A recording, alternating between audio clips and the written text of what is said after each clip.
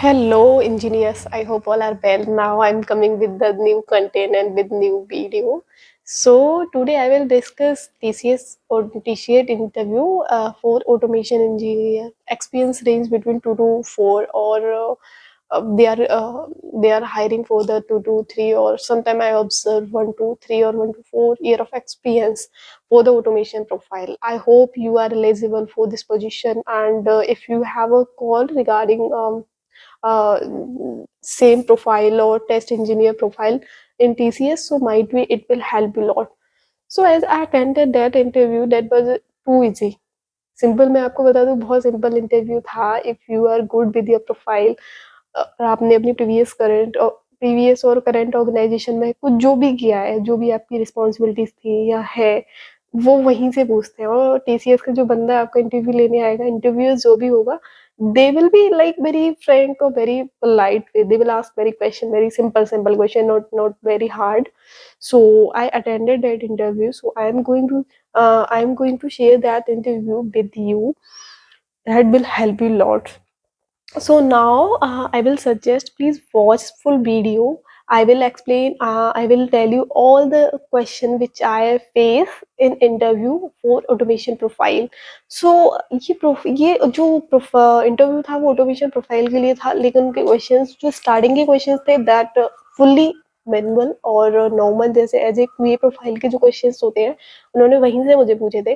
जैसे simple questions बनते हैं, सिंपल स्टार्टिंग हुई थी कि इंट्रोड्यूस योरसेल्फ, और मैंने उन्हें बताया था कि क्या किस प्रोजेक्ट पे मैंने काम किया है, क्या क्या टाइप टूल एंड टेक्नोलॉजी मैं यूज कर रही हूँ. All things I covered in my interview introduction. Then they starting the question from the profile according to profile. तो उन्होंने क्या किया कि as a test engineer profile से क्वेश्चंस नॉर्मल स्टार्ट किए. जैसे तुमने number of test cases, how many test cases you written in a day, or how many test cases you can execute in a day. So it is questions depends on the functionality or the features or user story. तो ये question का answer very करता है candidate two candidate. कुछ candidate का domain अलग है, या उनकी फंक्शनैलिटी अलग है, या यूजर स्टोरी के अकॉर्डिंग इसका आंसर हो सकता है. कई बार क्या होता है, यूजर स्टोरी बहुत बड़ी होती है, तो हम एक दिन में उसके कंप्लीट टेस्ट केसेस भी कवर नहीं कर पाते, क्योंकि हमें कंप्लीट फंक्शनैलिटी नहीं पता है, पार्शियल फंक्शनैलिटी पता है. तो we have covered partially test cases. According that हमने एग्जीक्यूट कर दिया. नेक्स्ट स्प्रिंट में आएगा कंप्लीट, तो हम उसको left of the part complete करेंगे. इस तरीके से हम, या फिर हम number of questions, number of test cases count करके बता सकते हैं. Like I can cover 50, 55, 100 test cases. जैसे डेमो क्वेश्चंस में तो गूगल पे पढ़ते होंगे कि 100 test cases I have covered in a day. तो वो डिपेंड, आप अकॉर्डिंग बता सकते हो. Then they ask second question, what is the traceability matrix. so if you aware that term traceability matrix, so you should explain there. Simple they ask the defect life cycle. Defect life cycle क्या है, और उनका corresponding दूसरा भी ये था कि what the defect life cycle you are using in your current project. तो वो सारी चीजें तुम्हें एक्सप्लेन करनी है कि तुम विद एग्जांपल, ये दोनों क्वेश्चंस को एक आंसर से आप एक्सप्लेन कर सकते हो. सिंपली आप अपना सिनेरियो ले सकते हो, और आप किस टूल को यूज कर रहे हो और आपकी क्या प्रोसेस है, you should explain that way.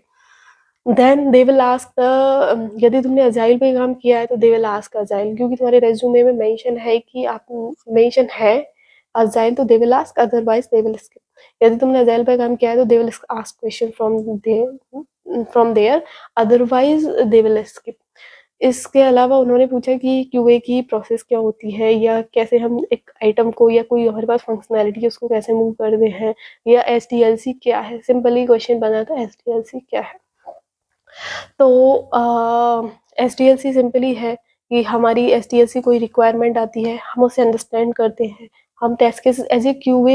SDLC अलग होती है, एसटीएलसी अलग होती है. तो हम यदि एसटीएलसी की बात करें तो रिक्वायरमेंट आती है, हम एनालिसिस करते हैं, इम्प्लीमेंटेशन होता है, टेस्टिंग होती है, देन वो डिप्लॉय फेज में जाती है, फिर मेंटेनेंस फेज में जाती है. इसे तो हम एसडीएलसी कहते हैं. एक होती है एसटीएलसी, वो हमारी क्यूए में ही मूव होती है कि रिक्वायरमेंट आई, एनालिसिस किया, अंडरस्टैंड किया, देन हमने उसको टेस्ट केस राइटिंग की, एग्जीक्यूट किया. If everything is fine, then we will thumbs up. वो डिप्लॉय हो जाएगा, नेक्स्ट डिप्लॉय हो जाएगा। इस तरीके से एसडीएलसी होती है। एसडीएलसी क्या होता है कि ये हमारा इस ही एसडीएलसी क्या होता है कि ये क्यूए के फेजेस होते हैं, एसडीएलसी होल प्रोडक्ट के फेज होते हैं, ये चीज ध्यान रखना। सेकंड उन्होंने पूछा था कि फंक्शनल एंड नॉन फंक्शनल, बहुत कॉमन क्वेश्चन है, यू शुड अवेयर और यू नो वेल कि फंक्शनल क्या होता है, क्या क्या चीजें, कौन कौन से कंपोनेंट हमारे नॉन फंक्शनल में आते हैं, प्रोडक्ट के कौन से कंपोनेंट हमारे फंक्शनल में आते हैं, प्रोडक्ट के कौन से कंपोनेंट्स हमारे नॉन फंक्शनल में आते हैं, you you should go through. यदि मैं थोड़ा सा आपको इसमें बताऊं वीडियो में, तो फंक्शनल चीजें होती हैं जो कोर कंपोनेंट्स है एप्लीकेशन की, है कोर फंक्शनैलिटी है एप्लीकेशन की, उसको हम फंक्शनल टेस्ट फंक्शनल ही बोल देते हैं। नॉन फंक्शनल होता है जो हमारी फंक्शनल के अंदर नहीं आ रही, जैसे एप्लीकेशन को लोडिंग करना, स्क्रॉल या स्पीड, एप्लीकेशन की response time, speed and loading कितना ले रही है, रिस्पॉन्स टाइम क्या है, स्क्रॉल अप एंड डाउन करने पे क्या है, यूजर इंटरफेस, ये सारी चीज़ हमारी नॉन फंक्शनल के अंदर आती है। और नॉन फंक्शनल की प्रॉपर टेस्टिंग होती है विद एक प्रॉपर टीम होती है, वो टीम हमारी उस पर ही फोकस करती है, ठीक है। तो ये सारी चीज़ें हमारी नॉन फंक्शनल में आती हैं। कई बार लोग पूछ लेते हैं क्रॉस में कि एपीआई टेस्टिंग हमारी फंक्शनल है या नॉन फंक्शनल। एपीआई टेस्टिंग हमारी बैक एंड टेस्टिंग होती है, जो कि हमारी नॉन फंक्शनल में ही आती है। इसका हमारी फंक्शनल से कोई लेना देना नहीं होता, इसका डेटाबेस से लेना देना होता है, ठीक है। इस तरीके से इसमें उन्होंने मुझे एपीआई की क्वेश्चन नहीं, ऐसा कुछ नहीं था, डेट वॉज वेरी सिंपल। हाँ, फिर वो come to the the next part, उन्होंने मुझे एक्सपाथ पूछा कि एक्सपाथ हम कैसे आइडेंटिफाई करते हैं किसी भी एलिमेंट का, या किसी भी यूआई पर, हम यूआई पर किसी चीज़ का हम एक्सपाथ कैसे आइडेंटिफाई करते हैं, और कौन कौन से एक्सपाथ होते हैं और कौन कौन से एक्सपाथ होते हैं, किस किस को कहाँ कहाँ हम रिलेट कर सकते हैं। कुछ क्वेश्चन उन्होंने बहुत मतलब डिटेल में पूछने की कोशिश की। देखो सिंपली एक्सपाथ होता है क्या है, जैसे हमारी यूआई होती है ना, यूआई पे हेडर लगा हुआ है, यूआई पे इमेज लगी हुई है, हम उस इमेज एलिमेंट को पता कर सकते हैं, पता करते हैं, तो वो होता है हमारा एक्सपाथ, ठीक है। एक्सपाथ को पता करने के लिए हमें डेप टूल में जाना पड़ता है। सिंपली हमें क्या होता है कि राइट क्लिक करके इंस्पेक्ट में जाते हैं और हम अंदर डेप टूल में चले जाते हैं। डेप टूल कुछ नहीं होता है, वो हमारा जो फ्रंट एंड की जिसने भी कोडिंग की होती है वो चीज़ें हमें वहाँ दिखती हैं, ठीक है। डेप टूल के अंदर जाने के बाद वहाँ सारे ऑप्शंस आते हैं। सिंपली हमें 7-8 ऑप्शंस वहाँ मिलते हैं, नेटवर्क ऑप्शन भी मिलता है हमें वहाँ, और visibility, security, lot of option is there, you can go through that. तो वहाँ पे हमें जाना होता है और हम वहाँ चेक कर सकते हैं किसी भी एलिमेंट को, किसी इमेज को तुम्हें पता करना है तो वह इमेज का कोई आइडेंटिफिकेशन होगा, किसी पर्टिकुलर आइडेंटिफिकेशन हमें इमेज का मिल जाएगा, जिससे हम उस इमेज तक चले जाते हैं, ठीक है। इसमें भी दो एक्सपाथ होते हैं, एक तो रिलेटिव एक्सपाथ, एक होता है एब्सोल्यूट एक्सपाथ। रिलेटिव एक्सपाथ होता है, रिलेटिव एक्सपाथ जो डबल स्लैसेस लगाते हैं वो रिलेटिव एक्सपाथ होते हैं। एब्सोल्यूट एक्सपाथ वो होते हैं जिसमें सिंगल स्लैश से स्टार्ट होते हैं। रिलेटिव एक्सपाथ जो हम नॉर्मली एक्सपाथ लिखते हैं, double slash, tag name, bracket, at the rate, tag, tag equal to tag की पर्टिकुलर वैल्यू या नेम, जो भी उसकी ब्रैकेट क्लोज, लाइक दैट जो हम लिखते हैं वो हमारा रिलेटिव एक्सपाथ होते हैं।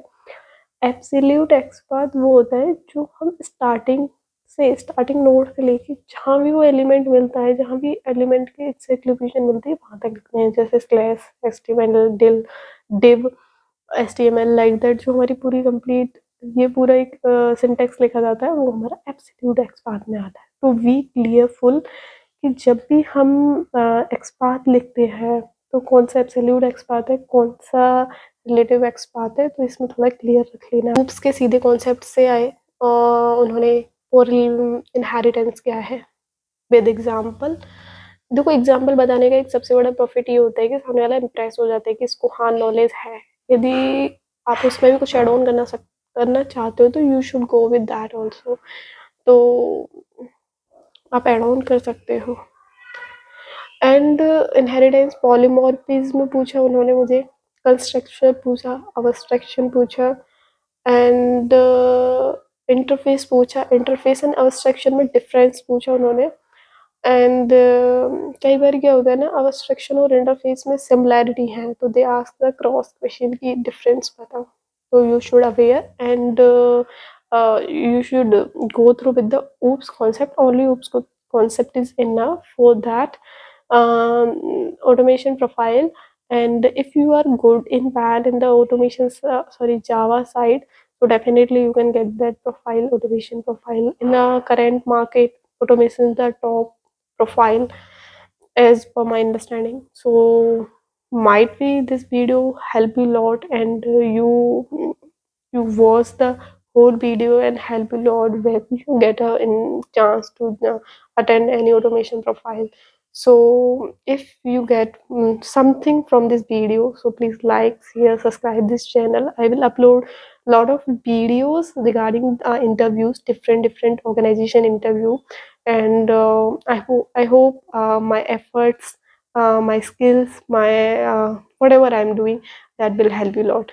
Yeah, thank you. Happy Diwali. Bye bye.